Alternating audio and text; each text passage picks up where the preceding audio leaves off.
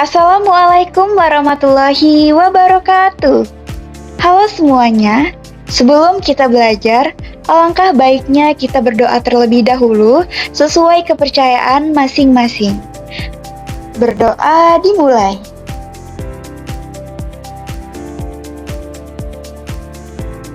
Berdoa selesai. Halo teman-teman, kita kembali lagi pada mata pelajaran komputer dan jaringan dasar. Pada kesempatan kali ini, kita akan membahas KD instalasi software aplikasi. Ini merupakan alasan kita mengapa harus belajar instalasi software aplikasi. Karena yang perlu kita ketahui, dalam era digital yang semakin maju, kemampuan untuk menginstal software telah menjadi keterampilan yang sangat penting. Keterampilan ini tidak hanya dibutuhkan oleh para ahli IT, tetapi juga oleh berbagai profesi lainnya. Berikut alasannya. Yang pertama, efisiensi kerja. Kedua, pemecahan masalah. Ketiga, kustomisasi. Keempat, pengembangan diri. Dan yang terakhir, sebagai persyaratan kerja.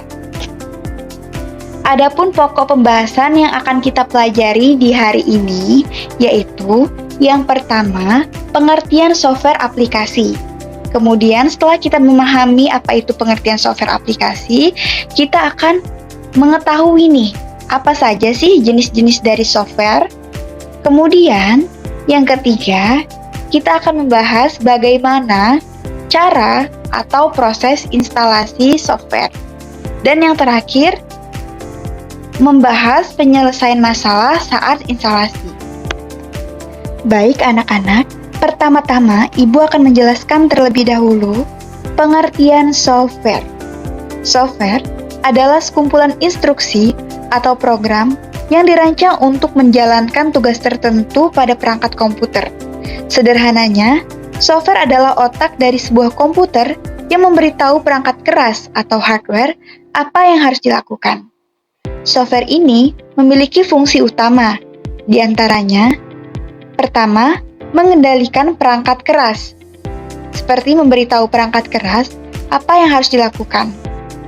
Kedua, memproses data, seperti melakukan perhitungan, manipulasi data, dan menghasilkan output.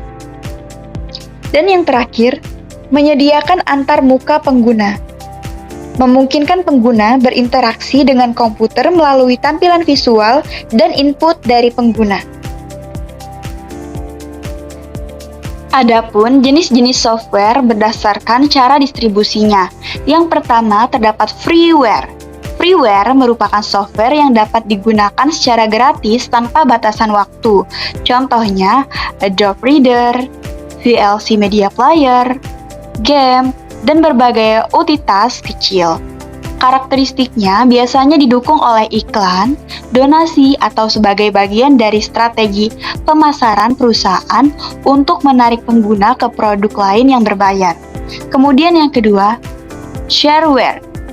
Shareware merupakan software yang dapat dicoba secara gratis dalam jangka waktu terbatas atau dengan fitur yang terbatas.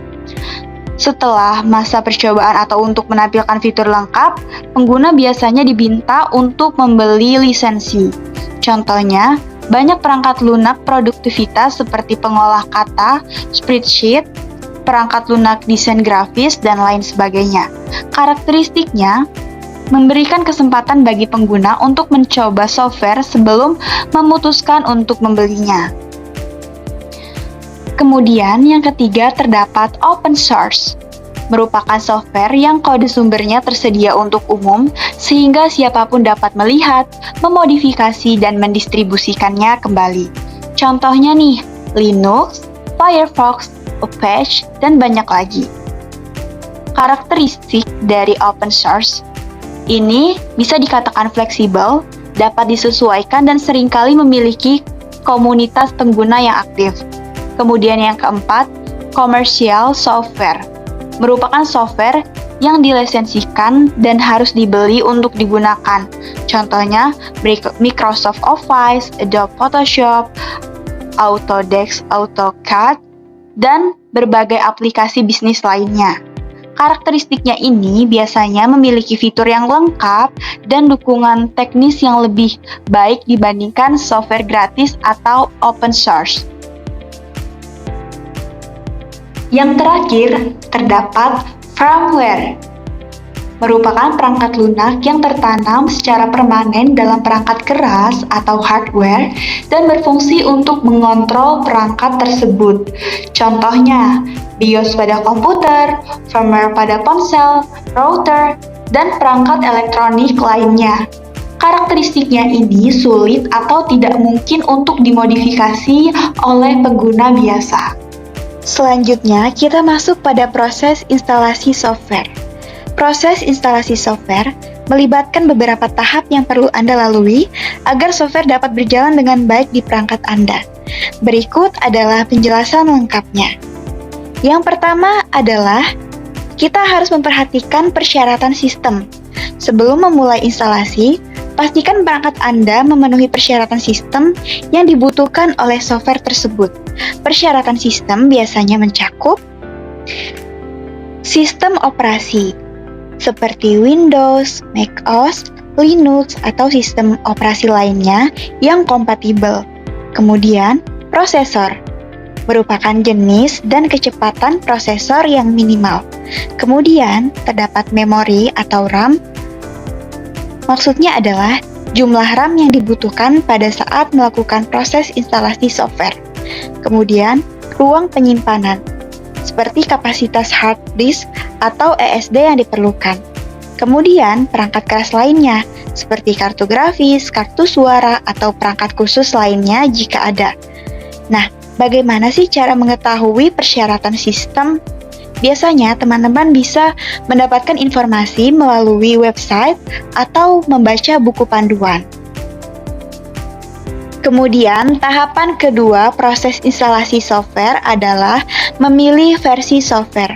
Terdapat berbagai versi software yang tersedia seperti versi stabil, merupakan versi yang sudah teruji dan jarang mengalami bug. Kemudian versi beta, merupakan versi uji coba yang mungkin masih memiliki beberapa bug. Kemudian yang terakhir, versi portable, merupakan versi yang tidak perlu diinstal dan dapat langsung dijalankan dari media penyimpanan. Kemudian, tahapan ketiga pada saat proses instalasi software adalah mempertimbangkan dalam memilih versi. Kita harus mempertimbangkan sesuai kebutuhan, stabilitas, dan juga fitur terbaru.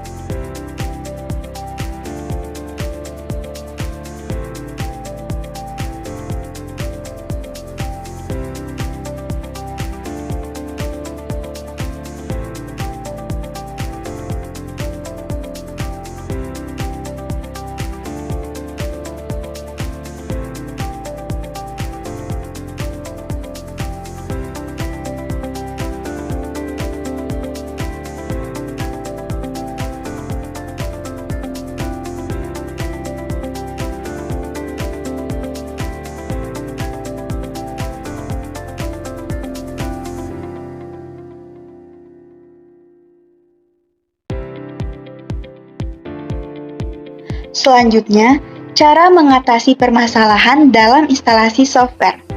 Untuk menyelesaikan masalah saat instalasi perangkat lunak atau sistem operasi, berikut beberapa langkah umum yang dapat dilakukan. Yang pertama, periksa spesifikasi minimum. Pastikan perangkat yang digunakan memenuhi syarat minimum untuk instalasi.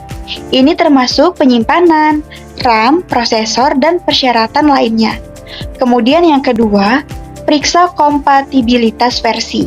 Pastikan perangkat lunak yang ingin diinstal kompatibel dengan sistem operasi atau versi perangkat yang sedang digunakan. Kemudian yang ketiga, update sistem operasi. Terkadang masalah instalasi dapat diatasi dengan memperbarui sistem operasi atau driver yang sudah ada. Kemudian, cek instalasi file.